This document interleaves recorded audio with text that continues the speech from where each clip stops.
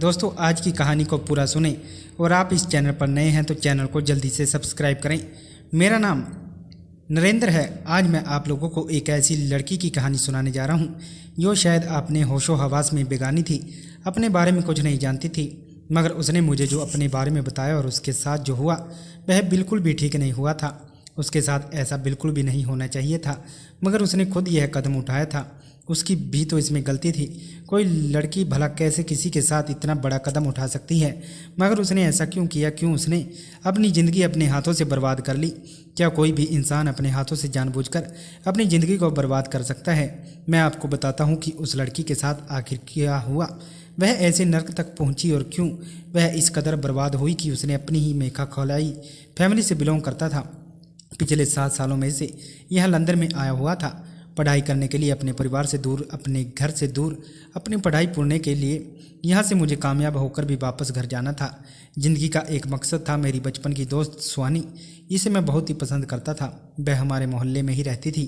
सुहानी बचपन में ही बहुत ज़्यादा मासूम और स्वीट थी, लेकिन कल से मैं सुहानी के लिए बहुत परेशान था। पापा ने मुझे बताया था कि उसकी शादी होने वाली है। वैसे भी मेरी अब पढ़ाई पूरी हो चुकी थी। अगले महीने ही मैं यहाँ से इंडिया जाने वाला था। मैंने जब यह खबर अपने घर वालों को दी तो मेरे घर वाले खुशी से झूम उठे थे। अपनी खुशी को बयां करते हुए उन्होंने मुझे यह खबर भी सुनाई थी कि उनके दोस्त सुशांत अंकल की बेटी सुहानी की शादी। जाने क्यों मुझे सुहानी की शादी के बारे में सुनकर खुशी नहीं हुई थी, बल्कि मेरा दिल टूटकर रह गया था। वह मेरी अच्छी दोस्त थी, मगर मैं बचपन से ही उसे पसंद करता था। मेरे दिल में उसके लिए एक अलग जज्बात थी। उसकी शादी की खबर सुनकर मेरा मन किया कि मैं अभी भागकर उसके पास चला जाऊं और उससे अपनी मोहब्बत का इजहार कर दूं, मगर मैं मजबूर था। यहाँ से इतनी आसानी से नहीं जा सकता था। और ऐसे समय में भी सुहानी के पास मोबाइल नहीं था और ना ही मेरे पास उससे कांटेक्ट करने के लिए कोई नंबर था, ना ही कोई ऐसा था जो मेरी उससे बात करवा सकता था। मेरी यहाँ से जाने की डेट सुहानी की शादी की डेट से 2 दिन पहले की थी। मेरी मम्मी पापा ने कहा था कि तुम यहाँ आओगे तो सुहानी की शादी भी अटेंड कर लो। वैसे भी सुशांत अंकल तुमसे काफ़ी समय से याद कर रहे हैं। अब मैं उनको क्या बताया कि उन्होंने मुझे जो खबर दी है वह मेरे दिल पर किस तरह गुजर रही है। फिलहाल 1 महीना धीरे धीरे गुजर गया था और मेरे जाने के समय आ गया था। मैं जैसे ही इंडिया आया तो सबसे पहले अपनी फेवरेट जगह गया था। मेरी फेवरेट जगह थी वह पार्क जहाँ पर बचपन से हम दोनों के पापा हम दोनों को पार्क ले जाते थे। यहाँ बहुत ही खूबसूरत पार्क था। सुहानी और मैं अपने पापा के साथ यहाँ आते थे और काफ़ी देर तक खेलते रहते। यहाँ अपनी पुरानी यादें ताज़ा करने के बाद मैं अपने घर आ गया था। वैसे तो पापा मुझे एयरपोर्ट पर लेने के लिए आने वाले थे, मगर मैंने उन्हें मना कर दिया था। मैं जब भी छुट्टियों में इंडिया आता था तो अपने शहर आते ही पार्क में कुछ समय बिताकर वापस जाता था। मैं नहीं चाहता था कि किसी को यह बात पता चले कि मैं पार्क कब नहीं जाता हूँ। पिछले 7 साल से मैं इसी तरह यहाँ आकर अपनी यादों को ताज़ा किया करता था। मुझे बचपन के वो दिन याद आते थे जब मैं और सुहानी 10 साल की उम्र तक एक साथ रहे थे। मेरे पापा और सुहानी के पापा एक दूसरे के बहुत अच्छे फ्रेंड थे और हम लोगों एक ही मोहल्ले में रहा करते थे। सुहानी के पापा भी एक बिजनेसमैन आदमी थे, जबकि मेरे पापा इस शहर के डीएसपी ऑफिसर थे। मेरी उम्र 13 साल हुई तो पापा ने मुझे लंदन में पढ़ने के लिए भेज दिया था। उनका मानना था कि वह बचपन से ही मुझे लंदन भेज देंगे तो मैं पढ़ाई में ज़्यादा बेहतर हो जाऊँगा। बस तभी से मैं और सुहानी एक दूसरे से अलग हो गए थे और फिर पहले हम एक ही मोहल्ले में रहा करते थे, लेकिन कुछ समय के बाद हमारी पूरी फैमिली दूसरे शहर में शिफ्ट हो गई थी। फिलहाल जब मैं घर आया तो मेरे घर वाले मुझे देखकर बहुत खुश हुए थे। पापा ने मेरे आने की खुशी में घर में मेरी पसंद का खाना बनवाया था। मैं जब भी घर आता था एक बार सुहानी के घर जरूर जाया करता था। मैंने देखा कि सुहानी बहुत मासूम और भोली भाली लड़की थी। वो इतनी सीधी थी कि दुनियादारी अच्छे तरीके से भी नहीं जानती थी। वक्त के साथ साथ जैसे जैसे वो बड़ी होती गई, दुनिया की बातों से बहुत दूर हो गई। वो एक तरह से दिमागी तौर पर कमज़ोर लड़की थी।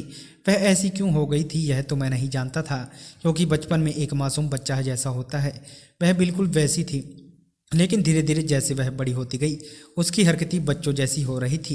किसी से डरना, किसी के घर के बाहर निकलने में डर लगना, उसे देखकर ऐसा लगता था जैसे वह कभी बड़ी नहीं हुई है, मगर फिर भी उसकी सदा मोहब्बत करता था।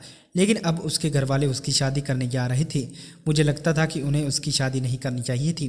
एक बार वह अपनी बेटी को ठीक तो कर लेते तभी उसकी शादी करना ज़्यादा बेहतर था।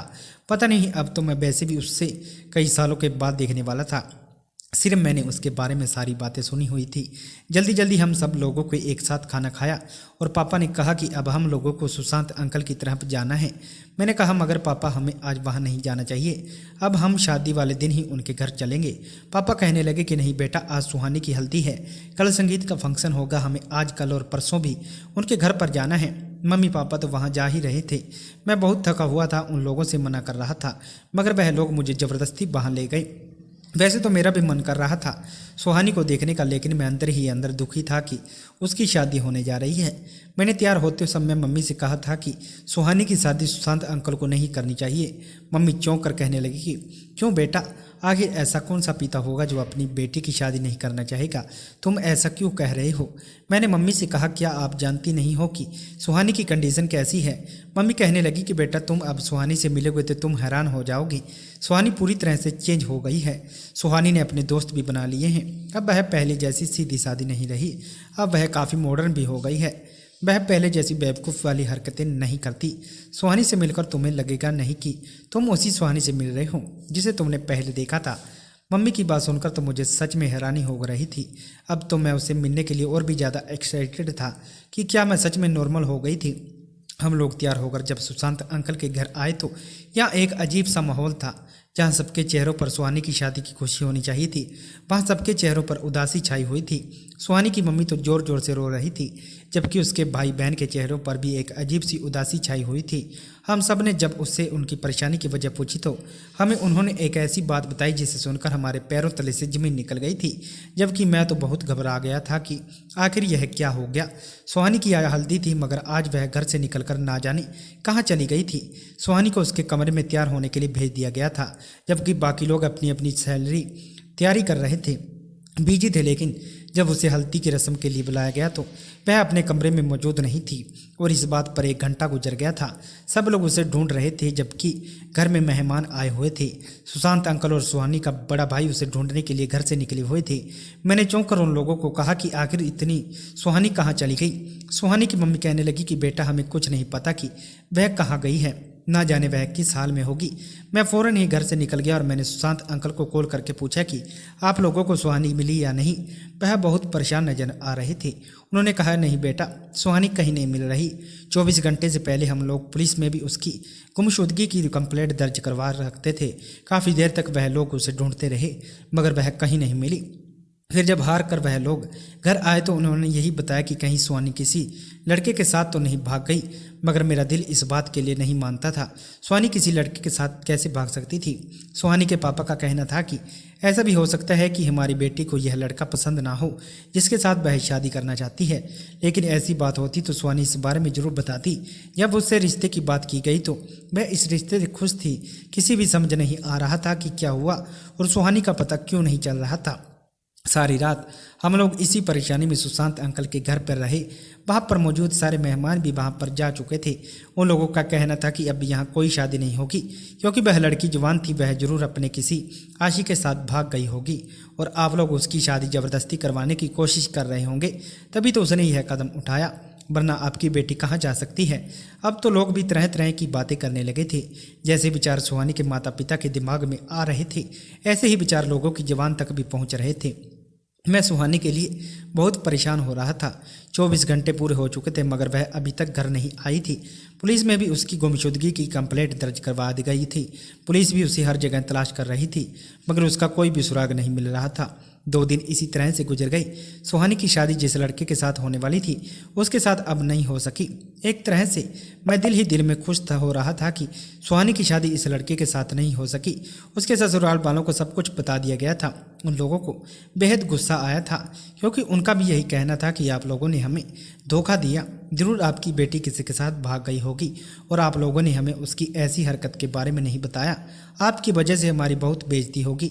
लेकिन अब क्या हो सकता था, अब यह सब कुछ हो रहा था। कोई नहीं जानता था, जरूरी नहीं कि सुहानी किसी के साथ भाग गई।